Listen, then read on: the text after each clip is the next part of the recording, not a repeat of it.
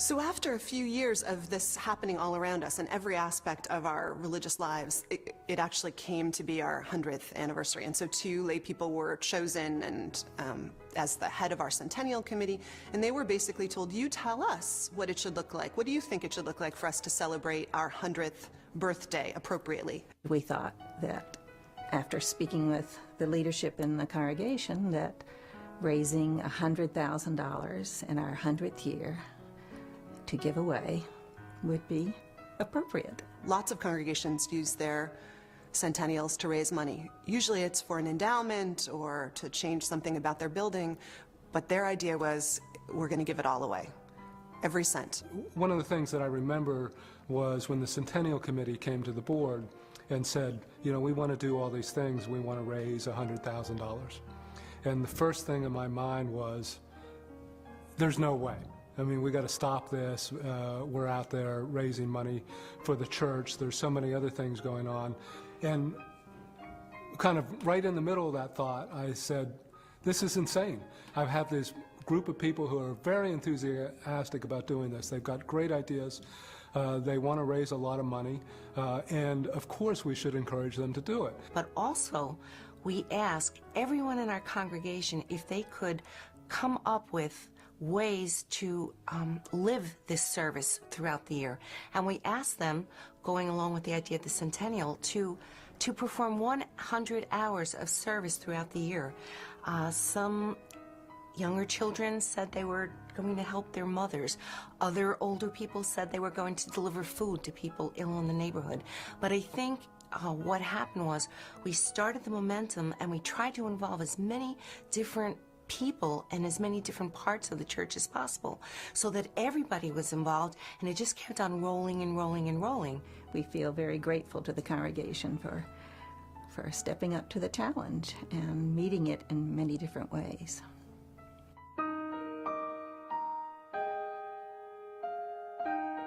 When someone says to you, here's a budget, here's a bunch of people who want to help you, now come up with a vision of what social ill you want to fix. It's a dramatically interesting moment because now you have to say, okay, well, what is important to me and what is achievable and how can I do the best I can with the limited resources we have? And what I came up with their help was to go into a challenged community. The issue was, could we find one where we could partner with the mayor, with the actual administration, with the superintendent of schools, so that we would not be going in at a level where we would not be able to have an impact. I wanted to bring us in at the highest level of their government to ask them a very important question. How can we help? And they were very receptive to that. And the mayor put us in touch with one school in particular, the Chancellor Avenue School. It's an elementary school, and we made connections with the principal, the vice principal, the PTA, even some of the teachers. You know, they didn't know what a Unitarian was. We kept being called the Ukrainian church. But be that as it may, everything sort of coalesced very well. They were very welcoming. We discussed tutoring, maybe tutoring in reading and math, and just starting and ending with that and seeing how far we could get. We did that for maybe 6 weeks. It worked extremely well. When that word spread among our congregation, we had more and more people in the congregation who wanted to go down and wanted to tutor. We ended up having more volunteers than we could handle. We had more volunteers than there were kids to tutor. From there, we moved into other areas in Irvington. We actually were involved in the beautification of the school itself. There was a day in the spring when they asked us to come down, help them plant things and beautify the place, and we had easily 30 congregants go down there and do this, and it was just a wonderful, wonderful experience. And Irvington has been a 100% positive experience for all of us. I think many people in our congregation needed to respond to the war in Iraq in a way that felt meaningful to them.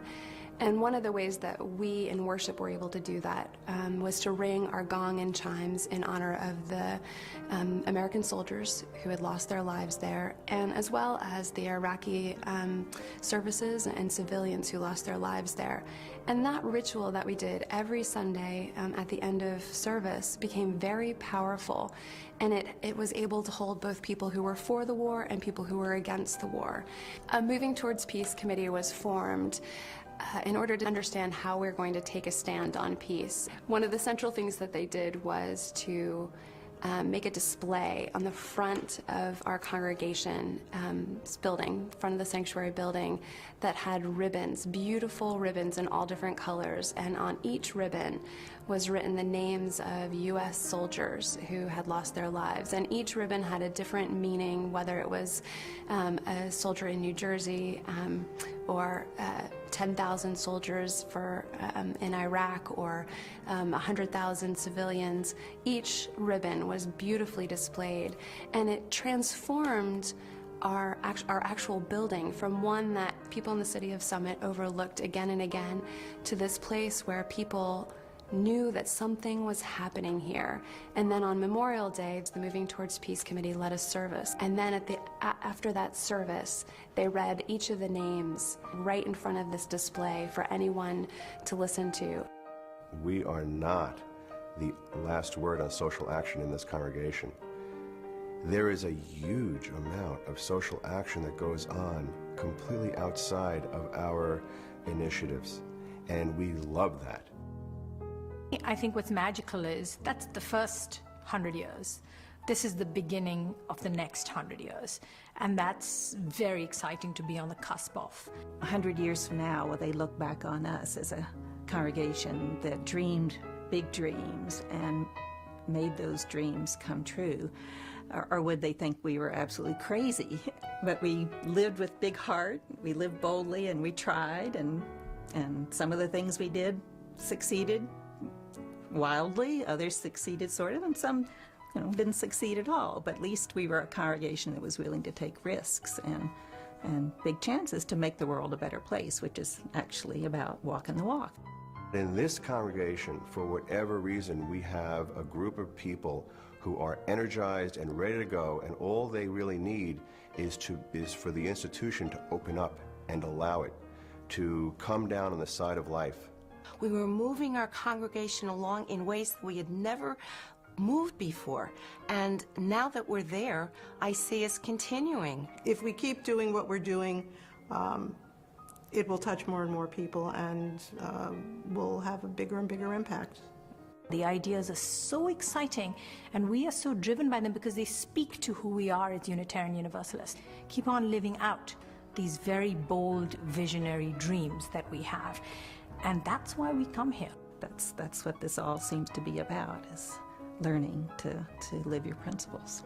I think fundamentally that the reality is life is too short to do anything that's not bold and exciting and pushing the boundaries of what it means to live our faith in the world full throttle. If we really believe in these values, if we really think they have the power to change lives, and we're committed to seeing them institutionalized across all major pieces of our life, education, political, social support systems, whatever that means, what are we waiting for? We don't have that much time.